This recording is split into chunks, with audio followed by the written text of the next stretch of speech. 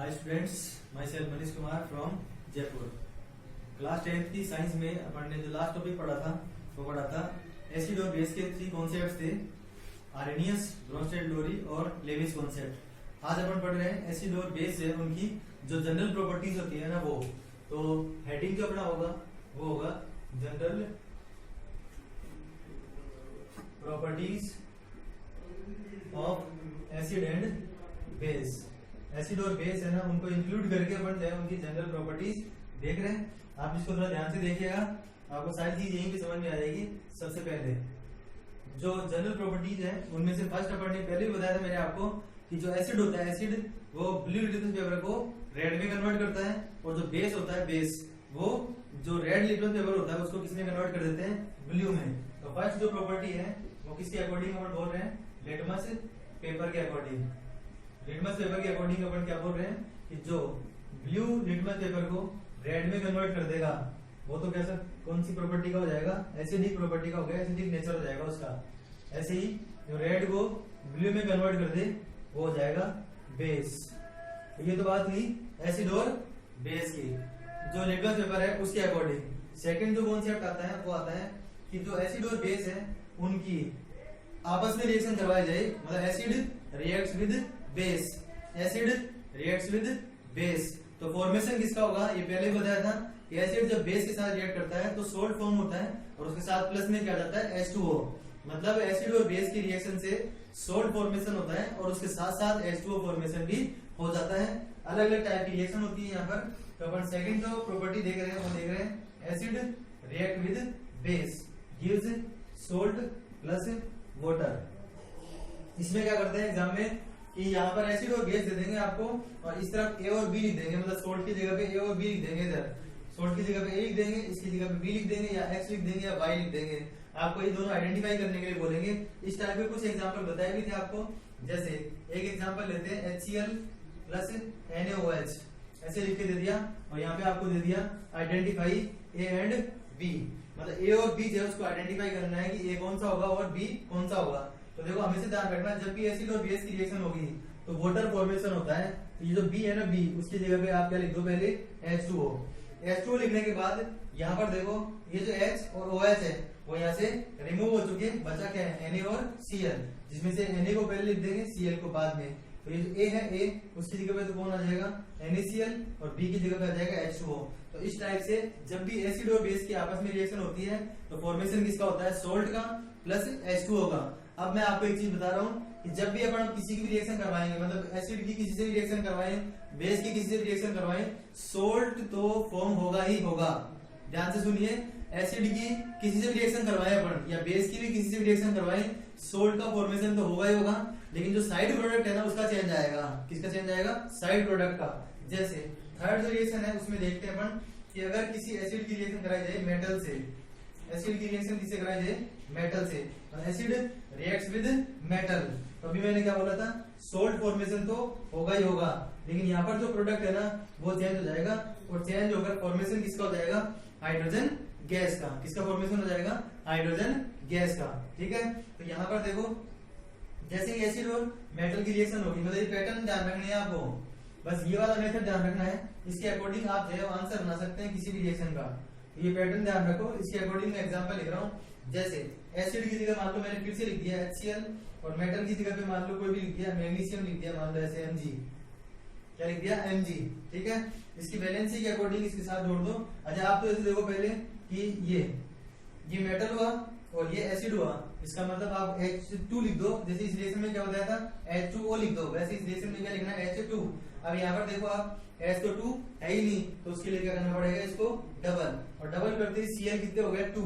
तो यहाँ पर जो आंसर आ जाएगा वो क्या आ जाएगा, MgCl2। आई बात समझ में? एक बार फिर देखिए, एसिड की मेटल से रिएक्शन कराएंगे तो सोल्ट प्लस हाइड्रोजन गैस, ये जो मैं बॉक्स में लिख रहा हूँ ना वो पैटर्न तो आपको रिमेम्बर रखने पड़ेंगे, याद रखने पड़ेंगे, नहीं तो आपका आंसर नहीं आएगा। तो ये चीज आप ध्यान रखो, ये मेटल हो गया, एसिड हो गया, तो अपने पास हाइड्रोजन गैस लिख दी, इसको इस तरीके से बैलेंस कर दिया। कई बार इनको इधर उधर भी कर देते हैं, जैसे मेटल को पहले लिख देते हैं और एसिड को बाद में लिख देते हैं, तो कोई फर्क नहीं पड़ेगा, एक ही साइड में है अभी भी दोनों। तो ये मेटल हो गया और ये जो है एसिड हो गया। इसका मतलब क्या हुआ, इसमें भी आप हाइड्रोजन गैस को लिख दो, इसके साथ जो आंसर आ जाएगा वो क्या आ जाएगा, ZnSO4। क्या आ जाएगा, ZnSO4। तो जो सोल्ट फॉर्मेशन हो गया वो किसका हो गया, जिंक सल्फेट का। आई बात समझ में। तो जब भी मेटल और एसिड आपस में कंबाइंड होंगे तो आंसर आएगा सोल्ट और हाइड्रोजन गैस। ठीक है। इसके बाद में यहाँ पर एक याद रखने वाली चीज मैं बता देता हूँ आपको कि जनरली क्या होता है कि जो खट्टी चीजें होती है, मतलब सोर होते हैं या एसिड होते हैं ना, एसिड उनको जनरली जो मेटल होता है ना, मेटल उसके कंटेनर में रखते ही नहीं है। मतलब मोर रिएक्टिव जो मेटल होता है उसके कंटेनर में एसिड को नहीं रखा जाता है, क्योंकि उनमें क्या बन जाती है, हाइड्रोजन गैस बन जाती है। क्या बन जाती है, हाइड्रोजन गैस। और हाइड्रोजन गैस है ना वो टेम्परेचर जो होता है ना, टेम्परेचर या फिर ऐसे बोल सकते हैं इनफ्लेमेबल होती है, जलने वाली होती है, जलने वाली। ठीक है। एक बार जो है क्वेश्चन ऐसे ही पूछा हुआ है, जैसे सीबीएसई बोर्ड में, राजस्थान बोर्ड में, किसी में भी जो है क्वेश्चन पूछ सकते हैं। ये वैसे ऐसे बोल देते हैं कि एक गैस है ना एक्स, जो किसी भी मेटल की एसिड से रिएक्शन होने पर फॉर्म हो रही है, तो अपन को वैसे तो पता लग जाएगा कि कौन सी गैस है, हाइड्रोजन। लेकिन वैसे पूछेगा कि हाइड्रोजन जो फॉर्मेशन हो रहा है उसकी प्रेजेंस को आप कैसे डिनोट करेंगे, मतलब ये जो गैस है वो हाइड्रोजन ही है, इसकी प्रेजेंस को आप कैसे बताएंगे।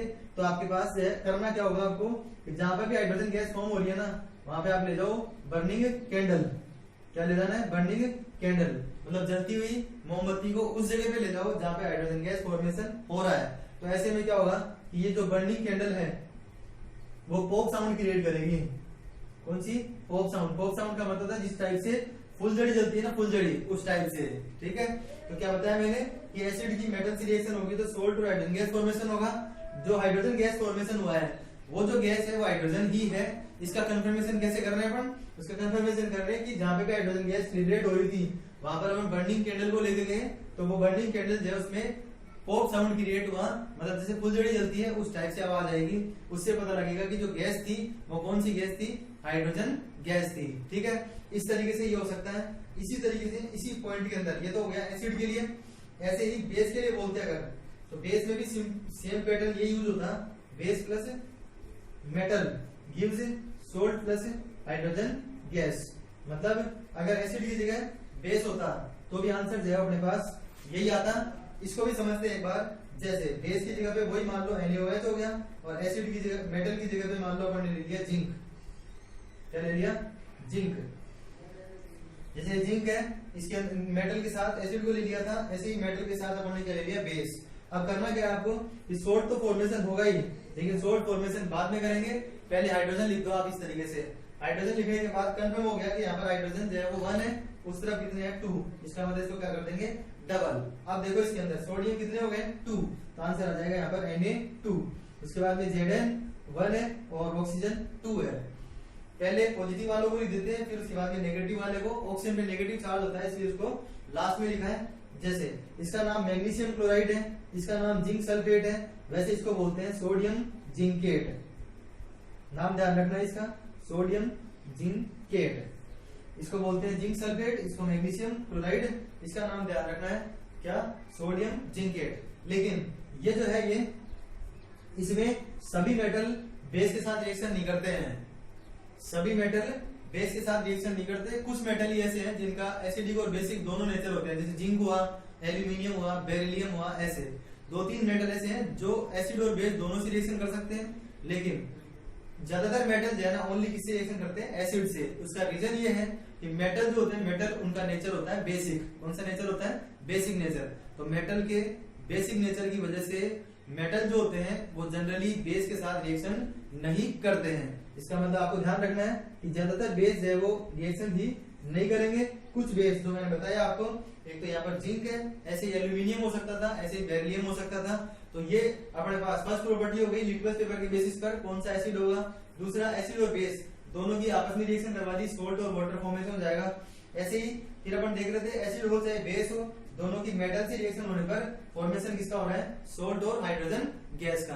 अब इससे नेक्स्ट प्रॉपर्टी देखते हैं। अब अपन इसके आगे, ये प्रॉपर्टीज हो गई, तो नेक्स्ट प्रॉपर्टी देखते हैं अपन, जिसमें जो रिएक्शन है वो ओनली एसिड ही कर पाएगा, ये वाली रिएक्शन। तो एसिड की रिएक्शन कराई जाएगी किससे, मेटल कार्बोनेट या मेटल बाइकार्बोनेट। इसका मीनिंग समझो। जैसे एसिड की जगह पे अपन लिख दिया HCl, मेटल कार्बोनेट का मतलब होता है जैसे सोडियम कार्बोनेट, और बाइकार्बोनेट का मतलब होता है, बाई का मीनिंग यहाँ पर है हाइड्रोजन से, मतलब इसको आप ऐसे भी रिमेम्बर रख सकते हैं, sodium hydrogen carbonate. Sodium hydrogen carbonate ही सोडियम बाइकार्बोनेट होता है। ठीक है, अपन ने क्या चेंज किया, अभी जो रिएक्शन थी उनमें क्या आ रहा था, सोल्ट और वाटर आ रहे थे, यहाँ पे एडिशनल कौन आ गया, CO2 आ गया, CO2। ठीक है, तो सोल्ट कौन सा फॉर्मेशन हो जाएगा, या फिर आप CO2 और H2 पहले लिखो, तो CO2 प्लस H2O पहले लिख दो, इसमें भी ऐसे ही कर दो, वही CO2 प्लस H2O पहले लिख दो। ठीक है, उसके बाद में इसको आप देखते हैं, इसमें हाइड्रोजन 1 है, वहां पर हाइड्रोजन कितने हो गए 2, इसका मतलब इसको 2 करना है। जैसे ही 2 करेंगे तो Cl2 हो गए और Na भी 2 है, तो आंसर आ जाएगा 2NaCl। सेकंड जो रिएक्शन है उसमें हाइड्रोजन यहाँ पर 1 है, एक हाइड्रोजन यहाँ पर है, इसका मतलब इसको बैलेंस नहीं करना, 2 हाइड्रोजन की रिक्वायरमेंट थी, 2 हाइड्रोजन कंप्लीट है, तो यहाँ पर फॉर्मेशन हो जाएगा NaCl। मैं फिर कह रहा हूँ आपको, जो पैटर्न मैंने यहाँ पे बताए हैं, आपको इन पैटर्न्स का ध्यान रखेंगे। ये जो है ना, ये जो मैं बॉक्स बनाते आ रहा हूँ, इनका ध्यान रखो, आपको किसी भी रिएक्शन को याद रखने में कोई प्रॉब्लम नहीं होगी।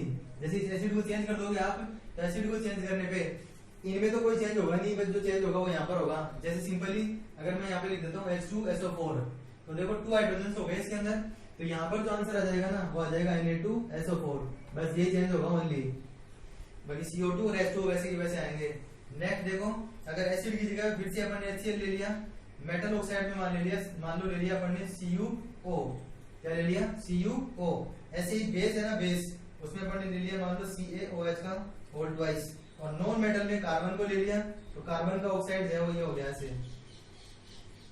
ठीक है, अब एसिड तो एसिडिक नेचर का होगा, लेकिन जो मेटल और मेटल ऑक्साइड होते हैं, मेटल और मेटल ऑक्साइड बेसिक नेचर के होते हैं, इसलिए देखो ये कौन है, बेस। इसीलिए मैंने सेकंड प्रॉपर्टी बताई थी आपको, acid plus base gives salt plus water, तो बिल्कुल वैसा का वैसा इसके अंदर हो रहा है। एसिड की प्रॉपर्टी तो एसिड की होगी, लेकिन मेटल हो या मेटल ऑक्साइड हो, वो कैसा होता है, बेसिक नेचर का होता है। इसलिए ये जो है हमारे पास ये आ गया। यहाँ पर जो है ना, आप पहले लिख दो H2O, H2 लिखने के लिए यहाँ पर 2 चाहिए, तो 2 चाहिए तो यहाँ पे डबल कर दो, तो Cl कितने हो गए 2, तो आंसर आ जाएगा CuCl2। इसमें देखो बेस का तो basic nature, non metal oxide का एसिडिक नेचर, तो पैटर्न वही हो गया, acid plus base, acid plus base, तो वही आंसर सोल्ट प्लस वाटर। तो इसमें जो आंसर आ जाएगा वो आ जाएगा, वाटर बना दो पहले इसके अंदर, तो H2 वो लिख दो इधर, H2O मतलब 2 हाइड्रोजन फिनिश हो गए, एक ऑक्सीजन रिमेनिंग बचा है इसके अंदर, तो CaO बचा एक तरह से, CaO, और ये हो जाएगा CO2, तो CaCO3 क्या हो जाएगा, कैल्शियम कार्बोनेट, क्या हो जाएगा कैल्शियम कार्बोनेट, और ये हो जाएगा कॉपर क्लोराइड, कॉपर क्लोराइड, या फिर कभी कभी इसको क्यूप्रिक भी बोल देते हैं, क्यूप्रिक क्लोराइड, क्योंकि ज्यादा वैलेंसी है इसलिए क्यूप्रिक बोल सकते हैं आप। कॉपर ध्यान रख लो यहाँ पर, कॉपर क्लोराइड।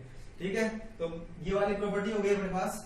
एसिड और बेस है ना, उनकी मेटल ऑक्साइड और नॉन मेटल ऑक्साइड्स के साथ। ठीक है, उसके बाद में जो अपने पास प्रॉपर्टीज थी उनमें क्या था कि एसिड और बेस की जो रिएक्शन होती है आपस में, उसको अपन बोलते हैं न्यूट्रलाइजेशन रिएक्शन। ये चीजें मैंने बता रखी है आपको, मैं रिमेम्बर करवा रहा हूँ, आपको याद दिला रहा हूँ एक बार फिर से। मतलब एसिड और बेस है ना, उनकी जो रिएक्शन होती है आपस में, वो न्यूट्रलाइजेशन रिएक्शन होती है। उसमें एसिडिक, बेसिक और न्यूट्रल तीनों टाइप के सोल्ट फॉर्मेशन हो रहे थे। उसमें मैंने बता दिया था आपको, जो स्ट्रॉन्ग होगा उसके बेसिस पर उसका नेचर डिसाइड हो जाता है। मतलब जो एसिड और बेस है वो किस टाइप के हैं, उनका जो नेचर होगा वो किस टाइप का होगा, तो वो डिपेंड कर रहा था किसके ऊपर, कि एसिड और बेस में से स्ट्रॉन्ग कौन है। ठीक है, तो इस तरीके से अपन नेचर डिसाइड करते हैं इनका। तो न्यूट्रलाइजेशन का मीनिंग समझ गए आप। उसके बाद में देखो एक प्रॉपर्टी और देखते हैं। जैसे मैंने आपको क्या बताया था कि एसिड हो चाहे बेस हो, एसिड और बेस दोनों के दोनों क्या होते हैं, वाटर में सोल्यूबल होते हैं। क्या होते हैं, वाटर सोल्यूबल होते हैं। और वाटर सोल्यूबल होने की वजह से इनका जो सॉल्यूशन होता है, इनसे जो सॉल्यूशन फॉर्मेशन होगा उसमें जो है वो करंट पास होता है। करंट क्या होता है, करंट पास होता है। मतलब इनमें से अगर करंट पास करवाएं तो इसमें से करंट पास होने लग जाता है। दोबारा बता रहा हूं मैं, एसिड और बेस जो होते हैं वो वाटर सोल्यूबल होते हैं। इसके बेसिस पर मैंने सॉल्यूशन को बताया भी था, डाइल्यूट और कंसंट्रेटेड। तो सॉल्यूशन जो फॉर्मेशन होगा उसमें से अगर करंट फ्लो कराया जाए तो उसमें से करंट फ्लो हो जाता है।